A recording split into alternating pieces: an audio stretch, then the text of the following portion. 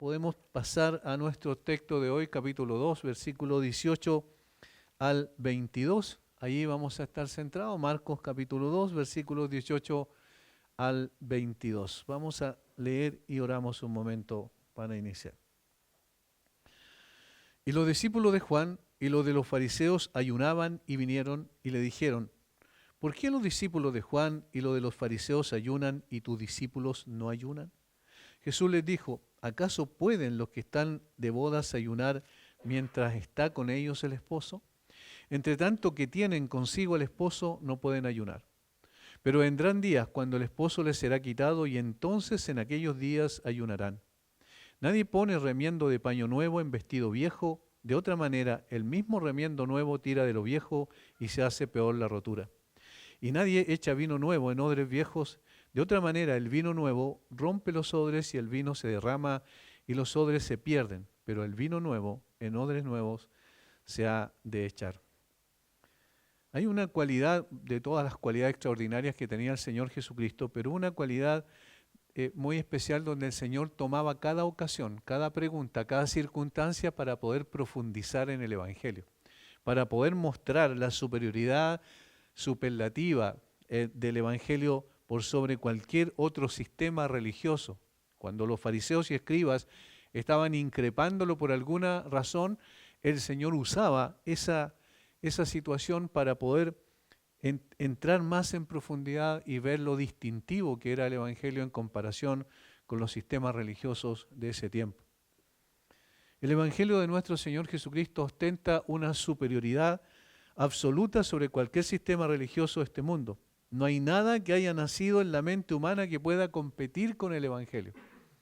El apóstol Pablo, por ejemplo, dijo a los corintios que tenían esa hambre por algo nuevo, por escuchar mayor filosofía, eran griegos y obviamente tenían esa cualidad, y entonces admiraban a las personas por su retórica, y por eso empezaron a dividir la iglesia en Corinto. Decían: yo soy de Pablo, yo soy de Apolo, yo soy de Cefas, yo soy de Cristo, y comenzaron a hacer diferencias respecto al líder que les enseñaba la palabra.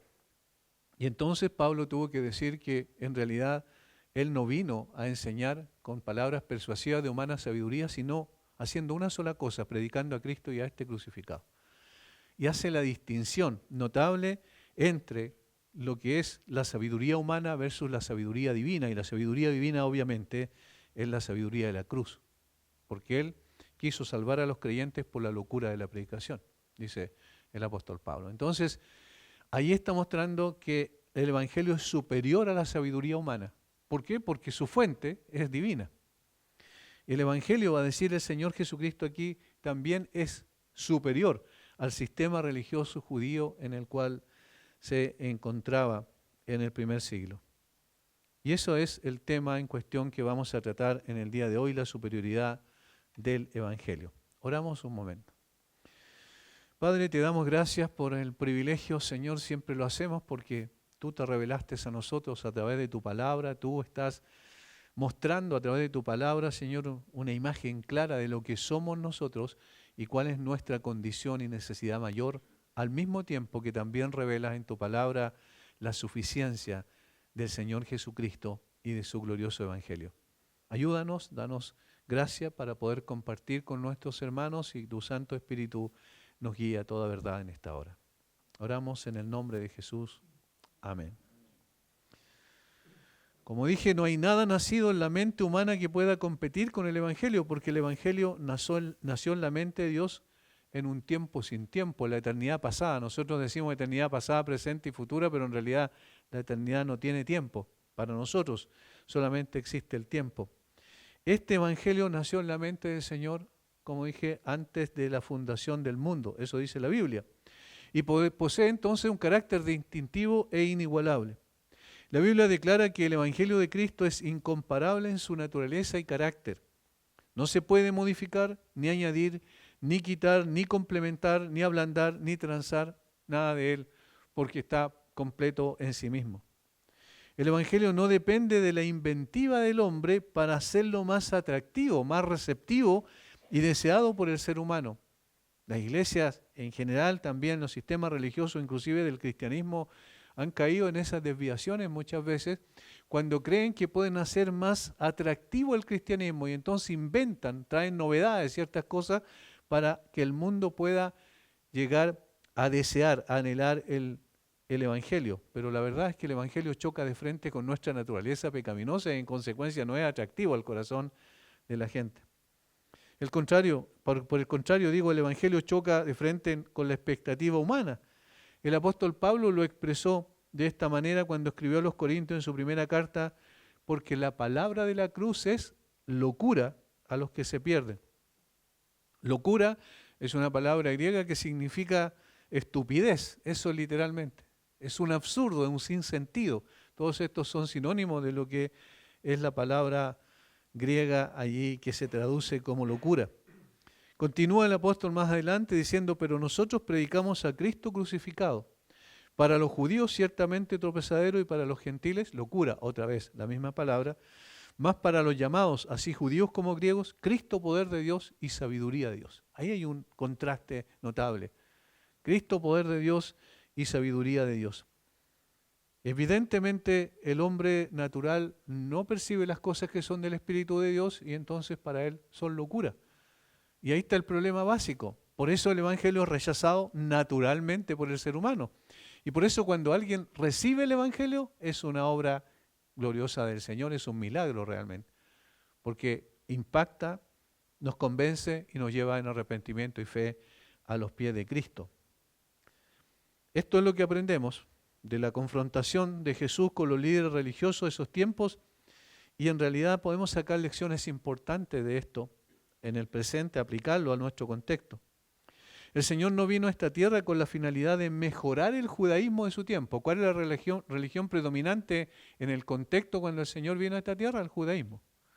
El judaísmo tradicional, representado fundamentalmente por los escribas y fariseos. También los saduceos, pero los saduceos tenían otra concepción mucho más liberal de lo que era la fe. En cambio, los fariseos eran mucho más estrictos al punto de transformarse en legalistas. Pero Jesús no vino para hacer algunos cambios estéticos al sistema religioso judío. El Evangelio de Cristo es totalmente distinto al judaísmo. El Evangelio viene a cambiar el corazón por medio de la justicia de Cristo. El judaísmo ponía su mirada en la justicia propia de los seres humanos y la manera de alcanzarla por medio del cumplimiento de rituales externos. Ellos pensaban que de eso se trataba el camino al Señor.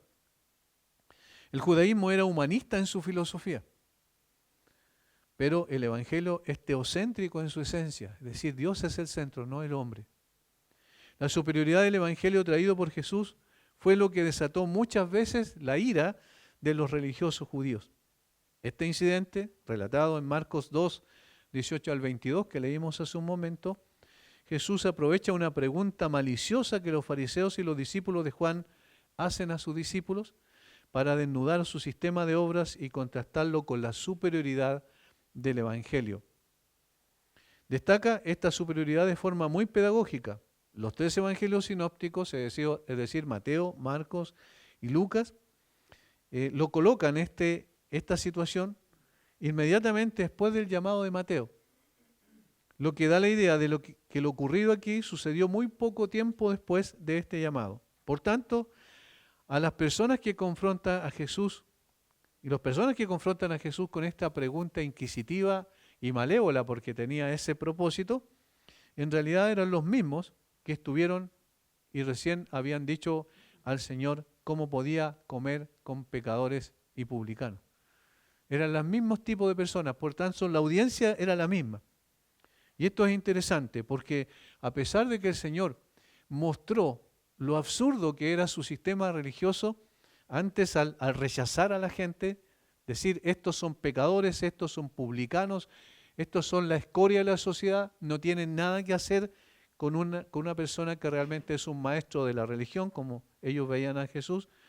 Y entonces Jesús les muestra que en efecto Él vino precisamente a buscar a esas personas, a las personas que eran más despreciadas, puesto que Él tenía la solución para el problema mayor que era el pecado precisamente. Por lo tanto, ahora ellos van a otra vez hacer una pregunta, y esa pregunta es lo que da lugar a cómo el Señor utiliza aquello para profundizar en el problema básico del corazón de su sistema de obras. El Evangelio, entonces, en primer lugar, es superior al ritual. Eso es lo que vamos a ver versículos 18 al 20. Y los discípulos de Juan y los de los fariseos ayunaban. Y vinieron y le dijeron, ¿por qué los discípulos de Juan y los de los fariseos ayunan y tus discípulos no ayunan? Jesús les dijo, ¿acaso pueden los que están de bodas ayunar mientras está con ellos el esposo? Entre tanto que tienen consigo el esposo no pueden ayunar. Pero vendrán días cuando el esposo les será quitado y entonces en aquellos días ayunarán. La pregunta en cuestión que abre toda la conversación es esta, la del versículo 18. El problema básico que ellos presentan es el problema del ayuno. Están diciendo directamente, nosotros ayunamos. De hecho, la palabra ayunar ahí, la primera palabra en la pregunta, tiene que ver con el hecho de que estaban haciéndolo en el presente. Es decir, no que ayunaban simplemente, sino que estaban ayunando en ese momento. Entonces, al estar ayunando en ese momento, dicen, no puede ser que tus discípulos no ayunen. Los discípulos de Juan el Bautista se refiere, y los discípulos de los fariseos sí ayunan. Ellos sí, en el fondo son piadosos. Eso es lo que está detrás de la pregunta. Ellos sí son piadosos, en cambio tus discípulos no lo son. Desprecian los rituales que el Señor estableció. De tal forma que la pregunta en sí misma denota soberbia y altanería por parte de los fariseos y los discípulos de Juan. El tema en cuestión es el ayuno y los fariseos la plantean con la finalidad de mostrar que la práctica del mismo era evidencia de su superioridad de su sistema religioso respecto a la enseñanza de Jesús. En otras palabras, la pregunta tiene el propósito de inquirir más profundamente en la situación y decir, mira, nosotros somos superiores porque nosotros ayunamos y esa es una expresión de piedad. Tus discípulos no lo hacen. Y esa entonces es una expresión, se subentiende, de impiedad. Para los judíos más estrictos, el ayuno era una práctica habitual. En la religión judía solo había un día al año de ayuno obligatorio conforme a la ley del Antiguo Testamento. Un solo día, y era el día de la expiación o el día del Yom Kippur, como le llaman en el lenguaje de los hebreos. Había un solo día de ayuno establecido por las Escrituras en el Antiguo Testamento. Y ese día era el día en que la nación confesaba y recibía perdón por sus pecados y en consecuencia se requería ayuno. Porque ¿qué es lo que era el ayuno? Era no solo la abstinencia de alimentos como nosotros lo entendemos, sino para el día de la expiación había una preparación previa y la preparación previa tenía que ver con contrición y humillación. Es decir, era una mirada, era una introspección, era una mirada hacia el corazón para ver la condición del corazón delante de Dios. Ese era el propósito en el día de la expiación. Y antes de eso, algunos días antes, las personas entonces se retiraban, hacían rituales inclusive relacionados con lo físico, se echaban algo en su cabeza y como ceniza, por ejemplo, y ellos comenzaban a entristecerse profundamente porque reconocían que habían pecado y entonces ese espíritu de contrición y de tristeza llevaba supuestamente al arrepentimiento delante del Señor para esperar el día de la expiación, donde sus pecados iban a ser cubiertos por la sangre del animal que sacrificaban. Ese era el único día que estaba prescrito en la ley. Pero los judíos más estrictos, en el caso de los fariseos, en el tiempo de Jesús, ayunaban 2 días a la semana, lunes y jueves. ¿Recuerdan la parábola del fariseo y el publicano? Allí el fariseo dice eso. Ayunaban 2 días a la semana, los días lunes y jueves. Y de esa manera entonces mostraban supuestamente lo piadoso que eran, porque eran mucho más estrictos de lo que había establecido la ley. La ley decía una vez al año y ellos se ayunaban 2 veces en la semana. ¿Se dan cuenta lo que había detrás en el corazón de ellos? ¿Cuál era el propósito que tenían? Era mostrarse piadosos delante de la gente. Para los, comillas, piadosos judíos, el ayuno era una de las 3 manifestaciones prácticas de su religión, junto a la oración y la limosna, como se puede observar en el Sermón del Monte, en Mateo capítulo 6, donde Jesús los confronta con la superficialidad al practicar dichas observancias. El Señor Jesucristo no le va a decir, Él no le va a responder, el ayuno está mal. No le va a decir eso. El Señor Jesucristo utiliza la pregunta para responder y profundizar en el problema que tenían ellos. La exacerbación del ritual por sobre la intención correcta del corazón. Entonces, el problema de los fariseos era que la práctica de su ayuno no era una expresión de piedad genuina, sino de exhibición. En demasiados casos su ayuno era para exhibirse, era para llamar la atención de los hombres sobre su supuesta bondad. De hecho, se blanqueaban el rostro y andaban con ropas desaliñadas en sus días de ayuno para que nadie pasara por alto que estaban ayunando y para que todos vieran y admiraran su devoción. Eso es lo que el Señor dice cuando habla en el contexto del Sermón del Monte que no debían hacer cuando les enseña a sus discípulos, y hace un contraste en la manera en que ellos, por ejemplo, oraban, se ponían delante de la sinagoga, levantaban sus manos al cielo y oraban digamos a gran voz para que todos supieran que estaban orando. Y cuando daban limosna, también llevaban un pregonero que decía que el fariseo iba a dar limosna, de tal forma que la gente toda quedara impresionada por la bondad de ese hombre al dar limosna. Y por eso el Señor dice, eso lo hacen para quedar bien delante de los hombres, ya recibieron su recompensa, dice. En otras palabras, el aplauso y la admiración de los hombres, pero en realidad no lo hacían con un corazón genuinamente piadoso y devoto. Por eso el Señor dice, cuando ores, entra en tu cuarto, que nadie sepa. Y dice, cuando des, que tu mano derecha no sepa, tu mano izquierda no sepa lo que dio tu mano derecha. Es decir, que hazlo anónimamente. Y cuando también tú ayunes, no te demudes el rostro para que todos sepan que estás ayunando, sino que lava tu rostro para que delante de todos sea un día común y corriente y no tienen que andar diciendo, mira, yo ayuno. Pero ese era el problema de los fariseos. Seguramente ellos creían, juntamente con atraer el interés de la gente, que podrían llamar la atención de Dios sobre su piedad. Creían que este acto especial de piedad extra los haría notar ante Dios.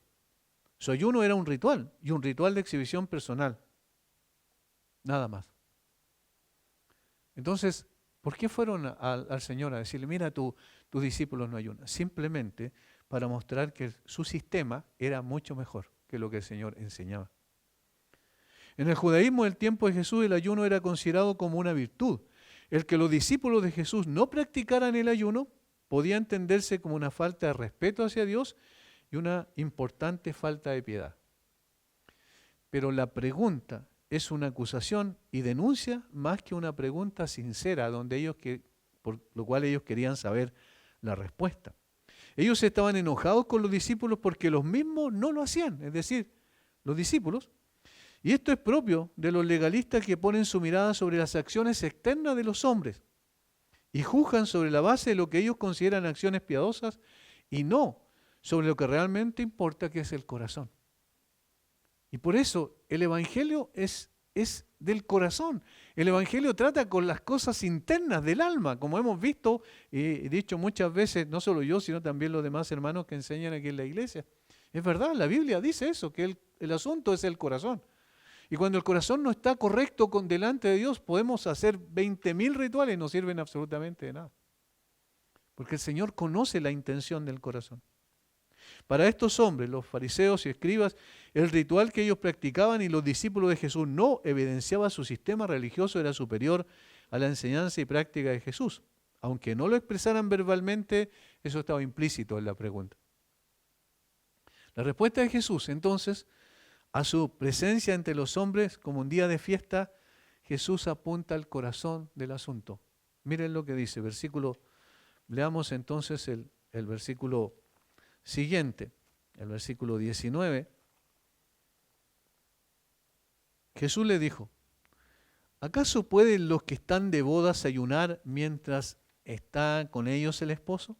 Entre tanto que tienen consigo el esposo, no pueden ayunar. Pero vendrán días cuando el esposo les será quitado y entonces en aquellos días ayunarán. Una clave para ir entendiendo un poquito más la Biblia y la temática en cuestión, incluso de los versículos, es ver la reiteración. Fíjense cuántas veces reiteran concepto de esposo. Esposo, esposo, esposo. ¿Qué es lo que el Señor hace? Utiliza una metáfora descriptiva de lo que Él quería tratar. Y la metáfora era de una boda. Y por eso habla del esposo.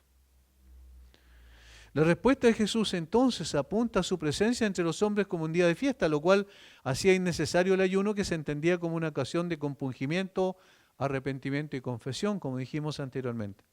Para responder entonces Jesús usó esta imagen vívida para explicar a los fariseos por qué los discípulos no ayunaban. Después de una boda judía, la pareja no se fue de luna de miel. Se quedaron en casa durante aproximadamente una semana. Esto es la cultura de ese tiempo. La casa estaba abierta y había banquetes y regocijo continuo. En una vida difícil, como era en el primer tiempo, porque una de las cosas que necesitamos saber también, que había mucha pobreza en el primer tiempo en Israel, así como había mucho analfabetismo igualmente. Entonces, el Señor viene a esta cultura y a esta, digamos, a esta forma de experimentar la vida, y se entendía que una boda era casi el único tiempo de regocijo y de alegría que tenía la gente y que podía disfrutar de banquetes que no iba a disfrutar más mientras no estuviesen invitados a una situación de esta naturaleza. Entonces, el Señor utiliza esto y esa semana era una semana entonces de felicidad. Eran invitados los amigos más cercanos de la novia y el novio, y se les llamaba hijos del tálamo nupcial a los invitados, a las personas más amigos de la novia y el novio. Y Jesús comparó a su pequeño grupo, es decir, a los discípulos que eran hijos del tálamo nupcial, invitados selectos de un banquete de bodas. Esa es la comparación, la analogía que él quiere hacer. De hecho, había una norma rabínica que decía: todos los que asisten al novio están exentos de toda observancia religiosa que disminuya su alegría. O sea, los mismos fariseos debían conocer esta observancia rabínica, de que en realidad cuando había fiesta era imposible ayunar, porque el ayuno era todo lo contrario a la alegría y al gozo que se manifestaba en esas circunstancias. Los invitados a la boda entonces estaban exentos de todo ayuno. Notemos el énfasis de Jesús en su respuesta, apuntando a la razón principal de por qué sus discípulos no debían ayunar. Y allí está su presencia, y esto es lo central. Cuando habla del esposo, ¿a quién se está refiriendo? A él. Esa es la analogía. Cuando está presente el esposo, ¿cómo puede ayunar los amigos del esposo? Porque es una celebración. Y entonces en lugar de ayuno y de contrición hay satisfacción. Y eso es lo que ellos van a expresar. Por lo tanto, los discípulos no debían ayunar mientras está con ellos el esposo, entre tanto que tienen consigo al esposo, dice. Y esta reiteración apunta al asunto principal.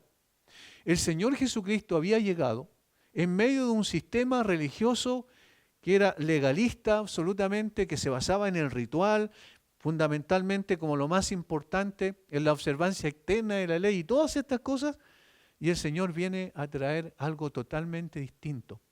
Pero no que Él trajera simplemente un mensaje, Él era el mensaje, ¿entienden? El esposo estaba presente. Entonces el esposo, al estar presente, está en consecuencia trayendo un tiempo distinto al que se estaba viviendo. Era totalmente distinto al ritualismo que ellos acostumbraban a realizar. Si los discípulos entonces tenían consigo al esposo, es decir, el propio Señor Jesucristo entre ellos, entonces era imposible que ayunaran, porque no era un día de luto y compungimiento, sino un día de fiesta, de regocijo y gozo. Esa es lo que el Señor le está diciendo. Noten cómo Él aprovecha para decir, lo que yo traigo es totalmente distinto a lo que ustedes tienen. Y es maravilloso de la manera en que lo presenta, porque era la presencia del Señor entre los hombres lo que cambiaba completamente las cosas. ¿Recuerdan cuando Él asoma primeramente como digamos en su ministerio, en el inicio de su ministerio en Galilea, y Él dice, arrepentidos porque el reino de los cielos se ha acercado? ¿Y a qué se está refiriendo? Bueno, se ha acercado en la persona del rey. El rey está presente, entonces el reino está presente. Aquí el esposo está presente y entonces la boda está presente. Los amigos del esposo, es decir, los creyentes genuinos, podían disfrutar de un tiempo que nunca habían disfrutado. Ese es el sentido. El ritual entonces no tenía sentido mientras Cristo estuviera entre ellos. En lugar de recogimiento, contrición y arrepentimiento, aquellos que creían y creerían en el Señor Jesucristo, estaban viviendo una fiesta mientras el esposo estuviera con ellos. Solo cuando el esposo les sea quitado se compungirán y afligirán sus almas. Noten el versículo 20. Pero vendrán días cuando el esposo les será quitado y entonces en aquellos días ayunarán. Vendrán días cuando el esposo les sea quitado. Se compungirán y afligirán sus almas, entonces el ayuno tendrá su lugar. Obviamente el Señor se está refiriendo en este sentido a los días en que entregaría su vida en la cruz del Calvario. El esposo les sea quitado, dice. De cierto digo, dijo el Señor Jesucristo también en Juan capítulo 16, versículos 20, de cierto os digo que vosotros lloraréis y lamentaréis, le dice a sus discípulos. Y el mundo se alegrará. ¿Con qué cosa? Con la muerte de Cristo. Pero aunque vosotros estéis tristes, vuestra tristeza, miren, tristeza, se repite, eso implica tiempos de ayuno. Debían ayunar cuando no esté presente el esposo. Pero aunque vosotros estéis tristes, ahora, cuando muera, eso es lo que está diciendo, vuestra tristeza se convertirá en gozo. ¿Cuándo se convertirá en gozo? Cuando resucite entre los muertos, porque volverá a estar con ellos. ¿Entienden? Les será quitado circunstancialmente, con la muerte, pero luego Él volvería a estar con ellos. Y es más, hay una implicancia que tiene que ver con nosotros. Nosotros decimos, pero Jesús no está ahora porque ascendió al cielo. Sí, pero envió al Espíritu Santo. Entonces Él sigue con nosotros. ¿Qué dijo en Mateo 28, 19 o 20? ¿Qué dijo? Yo estoy con ustedes todos los días y hasta el fin del mundo. Entonces, ¿se dan cuenta? El único tiempo en que había tristeza sería el tiempo cuando el Señor Jesucristo murió. Y eso pasó con los discípulos. Juan capítulo 20, estaban encerrados por miedo a los judíos, estaban tristes, estaban turbados en su corazón, estaban muy, muy tristes porque habían encontrado al Mesías y resulta que el Mesías murió. Entonces el Señor aparece entre ellos y lo primero que le dice es paz a vosotros, ¿se dan cuenta? Y le dice, miren mis manos y mis pies y vean mi costado.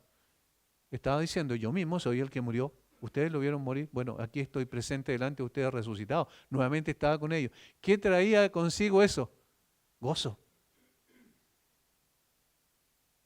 Entonces, eso es lo que el Señor le está diciendo aquí.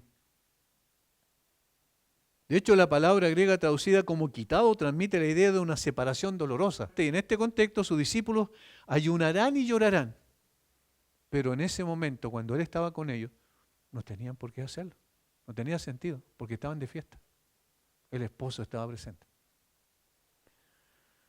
Pero la misma metáfora del matrimonio oriental sirve para mostrar que el Evangelio es superior, no solo al ritual, como aquí se demuestra por lo que el Señor dijo, porque la presencia del Señor es que hacía diferente al Evangelio superior a cualquier sistema religioso de cualquier parte del mundo. Esto es aplicable a todo, no solo a lo que estaba ocurriendo con el judaísmo tradicional. Es aplicable a todos los sistemas religiosos del mundo que han habido y que habrán en la tierra. El Evangelio es superior, absolutamente superior. es superior, le va a decir a través del apóstol Pablo en el capítulo 2 a los Colosenses, es superior al ascetismo, es decir, al negarse ciertas cosas para supuestamente tener una mejor conexión con la divinidad. Y está hablando el apóstol Pablo en el contexto del gnosticismo, quiero decir, con G al principio, gnosticismo, que estaba recién en semilla en ese tiempo y que tenía que ver con este misticismo propio de las religiones orientales, al mismo tiempo que ellos se abstenían de ciertas cosas. Entonces eso es ascetismo, ¿cierto?, para poder tener una relación con la divinidad. Bueno, es superior a todos esos sistemas. ¿Por qué? Porque aquí aparece el mismo Señor entre los hombres y está trayendo un evangelio que tiene como segunda característica que es el evangelio también es superior en gozo, en satisfacción. Es inigualable en eso. La figura que emplea Jesús es una que Juan el Bautista ya había usado, designando a su divino sucesor, al Señor, como el esposo y a él como el amigo del esposo. Literalmente dice, el que tiene la esposa es el esposo, mas el amigo del esposo que está a su lado y le oye, se goza grandemente de la voz del esposo. Así pues, dice Juan el Bautista, mi gozo está cumplido. Juan 3:29. Mire, la misma analogía hace. Dice, el que está al lado es el amigo del esposo. Juan está diciendo, yo soy el amigo del esposo. Y luego dice, bueno, ¿de qué me gozo? Bueno, me gozo de escuchar la voz del esposo. Así pues, mi gozo está cumplido. ¿Noten? Esto no tiene que ver con rituales que nosotros realizamos, tiene que ver con la esencia misma de lo que es el cristianismo. ¿Cuál es la diferencia radical y superior en ese sentido inigualable? Es que el mismo Señor está con nosotros, que la presencia del Señor es la que cambia todas las cosas. De hecho, el Señor dijo claramente, es necesario que yo me vaya, pero cuando yo me vaya enviaré a otro Consolador, el cual está con vosotros y estará en vosotros. Entonces el Espíritu Santo, que es la tercera persona de la Trinidad, Él mora en cada uno de los creyentes. Entonces la relación es espiritual, es profunda. No es relación con sistemas externos. No es relación con cosas que debemos hacer o no debemos hacer. Tiene que ver con la relación íntima entre el Dios verdadero y cada uno de los creyentes. Entonces es personal, es íntima, es cercana. Y eso produce gozo. La verdadera base del gozo cristiano es, en este pasaje, figurativa, pero bellamente explicada. La boda judía fue una ocasión para la fiesta, el regocijo, la música y las relaciones sociales. Los compañeros del novio, hijos de la cámara de la novia, eran sus amigos más selectos, más confiables y queridos. Estaban felices en ese contexto y se regocijaron con él en su alegría y tomaron una parte prominente en las festividades apropiadas para la ocasión. El Señor Jesús honra a sus discípulos al decir como quienes, o lo describe como quienes mantienen una relación cercana, íntima con Él. Estos son los amigos del esposo. Eso muestra una condescendencia extraordinaria. El Señor Jesucristo viene y toma a hombres pecadores, igual como todos los hombres. Los llama y en ese llamado va el poder para transformar sus vidas. Los llama a seguirlo. Comienzan a seguir y el Señor produce una relación de intimidad tan especial que dicen, ustedes son ahora mis amigos. Yo soy el esposo, ustedes son los amigos del esposo. Mientras estoy con ustedes, entonces no puede haber tristeza, solamente alegría. ¿Cómo podrían ayunar? ¿Cómo podrían abstenerse de la alegría sagrada, de las canciones piadosas? No hay motivo de alegría tan justo, tan sagrado como la amistad con Jesús, hermano. No hay motivo más grande que eso. Tenerlo siempre con nosotros, escuchar su voz, estar seguros de su interés y amor por nosotros. Esta es la satisfacción más pura y la más alta alegría conocida por los corazones humanos. la defensa de Cristo. Entonces, es que en este momento y en las circunstancias de ese tiempo, un espíritu alegre era natural e irreprensible en sus compañeros y discípulos. Entonces los fariseos y los discípulos de Juan estaban completamente errados cuando le dicen, ellos debiesen ayunar. ¿Cómo van a ayunar si están en una fiesta? Y en una fiesta solamente hay alegría. Cuando estudiamos la actitud y el comportamiento de los fariseos y escribas de los evangelios, vemos a gente con el ceño fruncido, parece amargados, disgustados, críticos, todo el tiempo criticando. Pero no había satisfacción en ellos. No había gozo. Porque no eran amigos del esposo. Porque lo rechazaron. Porque no querían que el Señor Jesucristo fuera su amigo y estuviera con ellos. Para ellos la presencia del Señor Jesucristo era un motivo de crítica. Y eso pasa con la gente en general y con los sistemas religiosos también. El hecho que se hable de la gracia es como la gracia. O sea, si yo tengo que ganarme el cielo, de hecho la persona que murió hace un día atrás era un amigo mío y se ganó el cielo, ese hombre era muy bueno. ¿Se dan cuenta? Esas expresiones son evidentemente contrarias al Evangelio. El Evangelio es el Evangelio de la gracia de Dios. No requiere nada de nosotros. No, el mismo Señor vino para poder hacer una obra suficiente, pero Él la hizo completa. Esta tristeza de estos hombres son características de los legalistas, orgullosos de su religión, ascéticas en este sentido, que creen que el abstenerse de ciertas cosas lo hacen superiores a los demás. Es triste, pero de repente en el seno de la iglesia evangélica se escuchan este tipo de cosas. Yo ayuné tantos días. El Señor escucha mi oración porque yo ayuno. Eso es un absurdo. Esa es una soberbia, una arrogancia. Hermanos, el Señor escucha mi oración porque Cristo murió por mí. Por eso escucha mi oración. El Señor viene en mi ayuda porque clamo en el nombre de Cristo. Pero no porque yo hago algo que me haga distinto. Esto es propio del legalismo.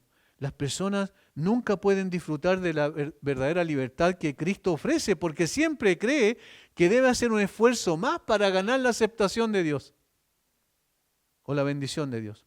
Todo gira en torno a los rituales y ceremonias que se esfuerzan por cumplir, perdiendo la posibilidad de gozar y disfrutar de la libertad que el Señor nos ha traído en su misma persona.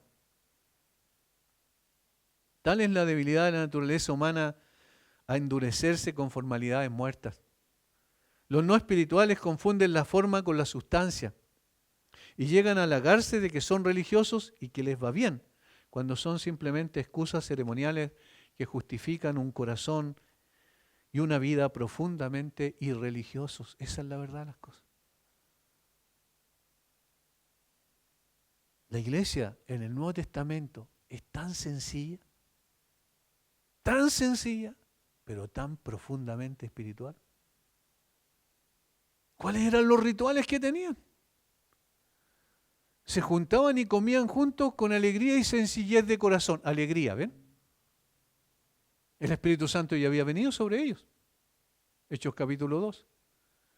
Partían el pan, y eso obviamente se refiere a la comunión, es decir, se refiere a la mesa del Señor, que era un ritual con un sentido profundamente espiritual, que tenía que ver con recordar una y otra vez, recuerden hacer esto en memoria de mí, con recordar la obra de Cristo en la cruz.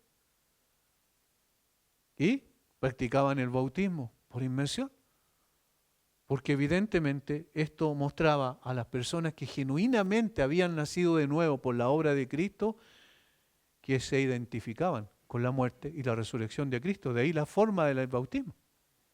Y eso era, pero tenía un sentido profundo porque tenía un mensaje también profundo detrás de ello. No era un ritual más.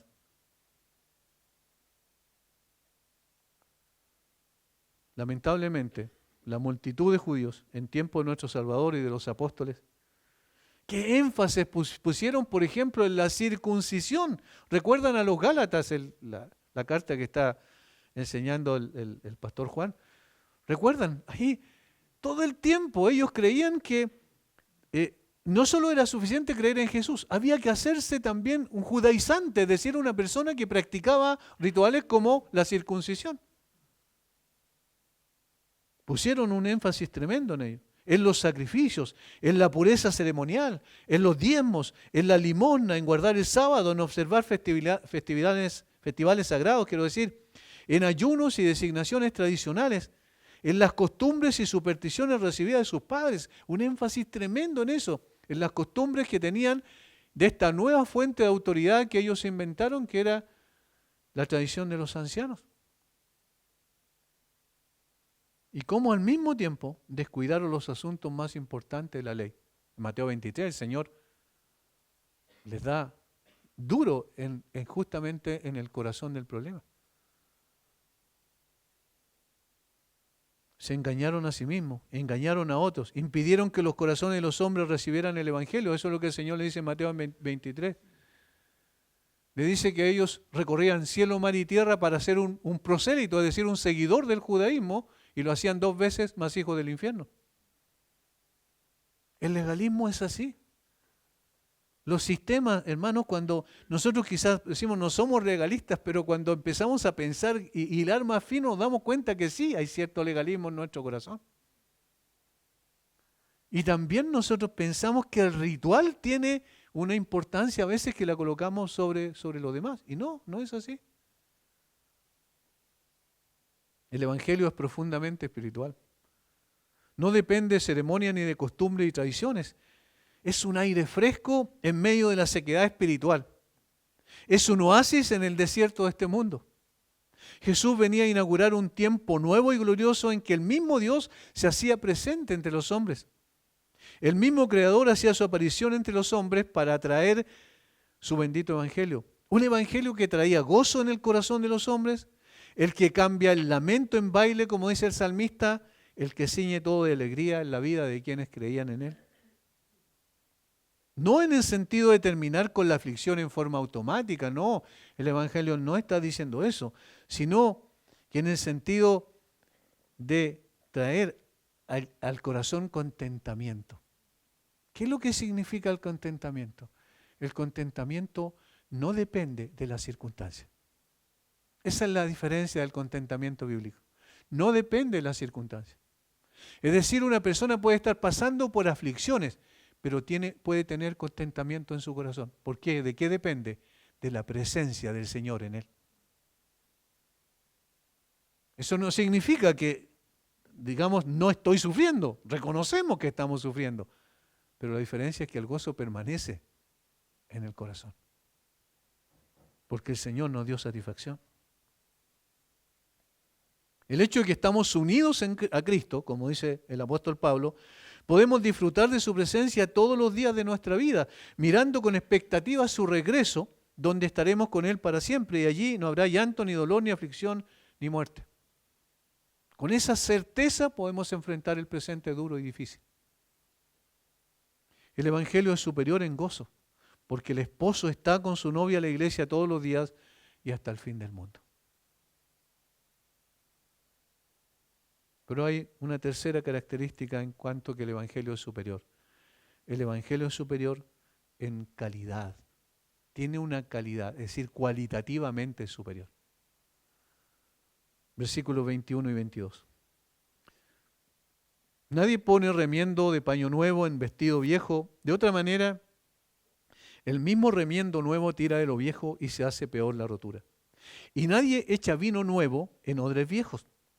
De otra manera, el vino nuevo rompe los odres y el vino se derrama y los odres se pierden. Pero el vino nuevo, en odres nuevos, se ha de echar. 2 ilustraciones metafóricas utiliza aquí el Señor para poder mostrar que cualitativamente el Evangelio es absolutamente superior. El Señor Jesucristo tenía una capacidad extraordinaria para usar sencillas metáforas para ilustrar verdades profundas.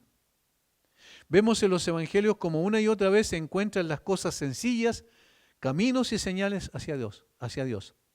Para Jesús la tierra estaba repleta del cielo, vivían tan cerca de Dios, Él vivía tan cerca de Dios que todo lo que hablaba de Él, todo lo que hablaba era de Él. Y entonces utilizaba cualquier cualquier cosa, cualquier circunstancia para trazar un camino hacia el Padre. Para el caso, usa dos metáforas para ilustrar la superioridad distintiva del Evangelio y la imposibilidad de mezclar el judaísmo con el Evangelio. Jesús no vino a hacer algunas mejoras al judaísmo, sino a revelar el Evangelio como algo distinto en todo al judaísmo, en lo esencial. La primera metáfora viene de la costumbre de remendar la ropa vieja. Hoy día, los que tenemos más años sabemos esto, pero los más nuevos no tienen idea, porque antes se remendaba la ropa. Hoy día no se remenda, ¿cierto? Se bota y se cambia. Pero en ese tiempo, sí. Y se parchaba por ejemplo, los pantalones, se parchaban los pantalones.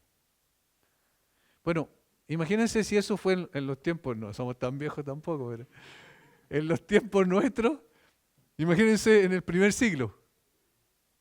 Obviamente era mucho, como dije, la pobreza era mucho más grande, entonces cuando se rompía un vestido no lo botaban, sino que lo parchaban.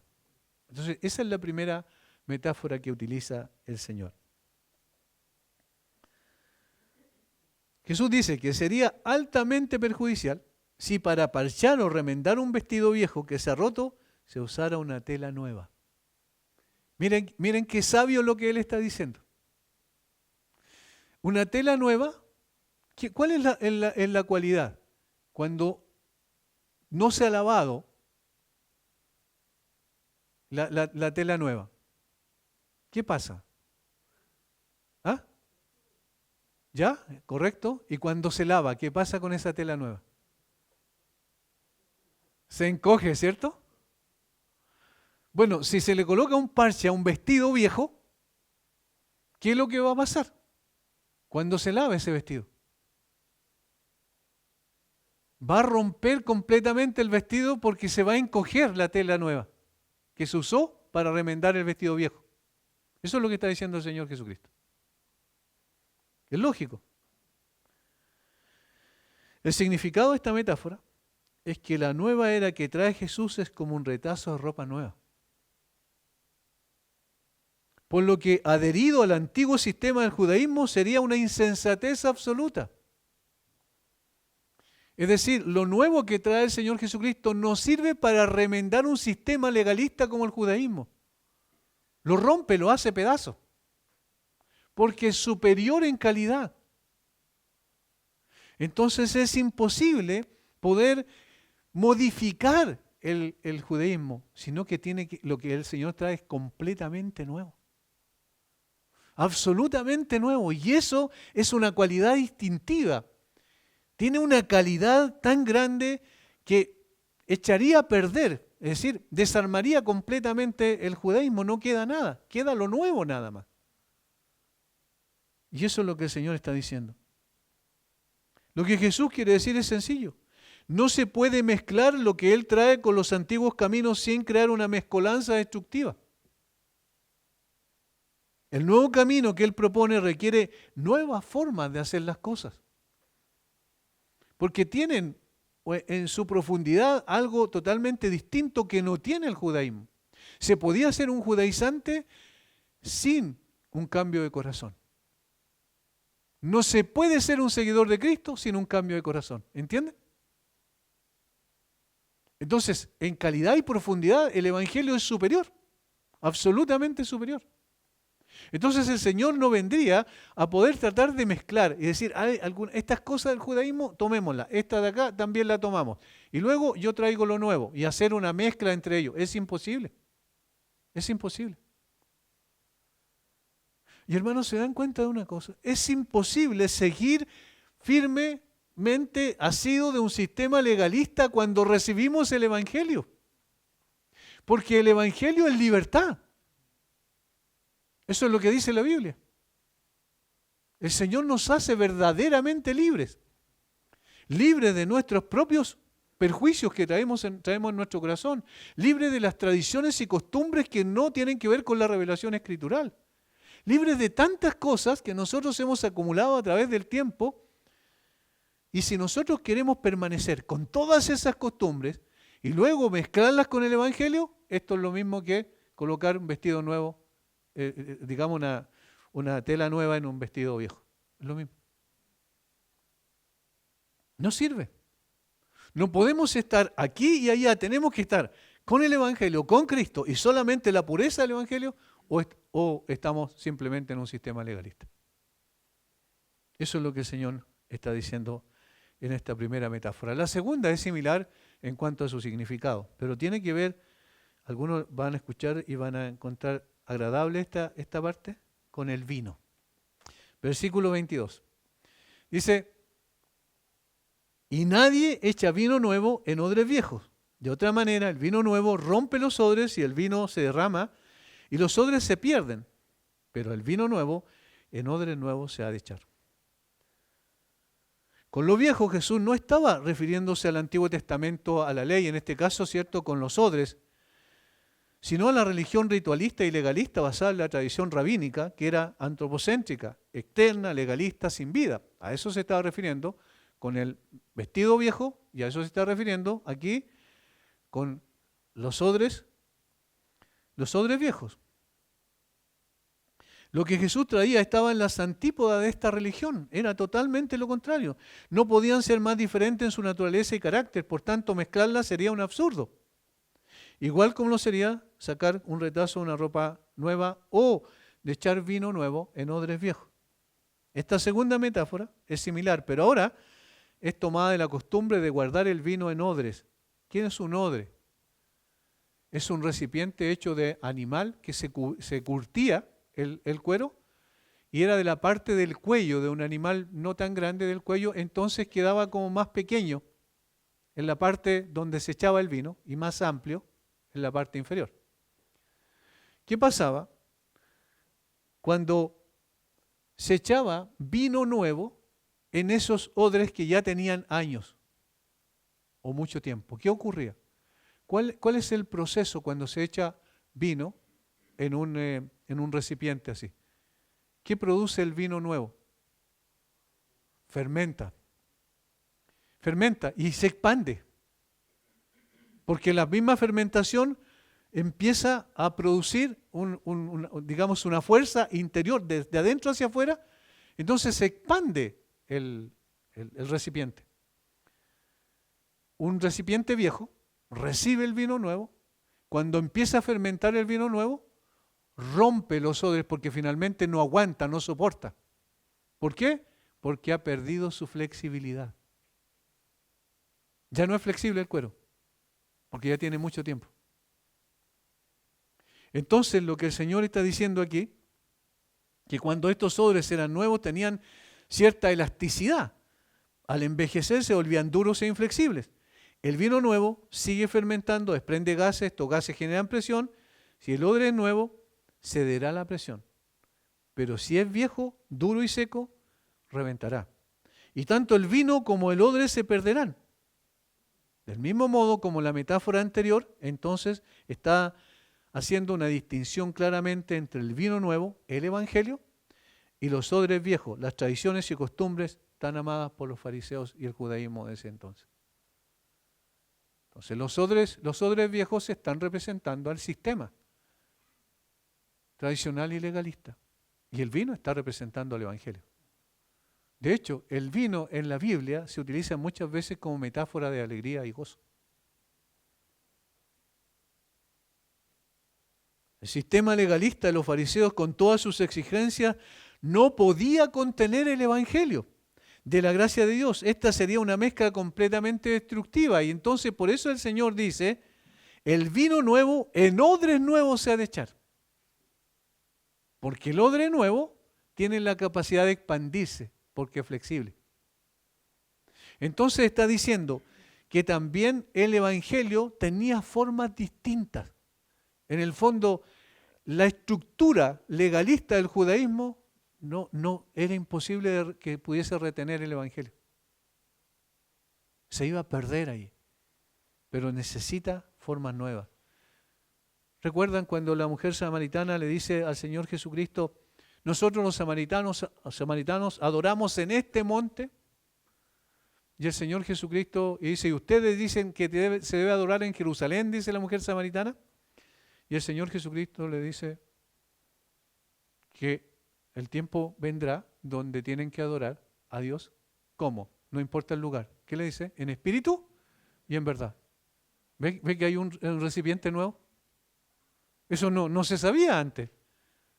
Porque los judíos tenían la costumbre y la tradición, obviamente comenzaron desde siempre con el tabernáculo, después con el templo, y entonces para ellos eso era la vida nacional y la religión se basaba en aquello, en lugares específicos. Pero el Señor le dice, no, en todo lugar se adorará al Padre en espíritu y en verdad. Hay una profundidad, hay una cosa distinta, hay una estructura distinta. ¿Ven? Entonces el Evangelio tiene una estructura distinta.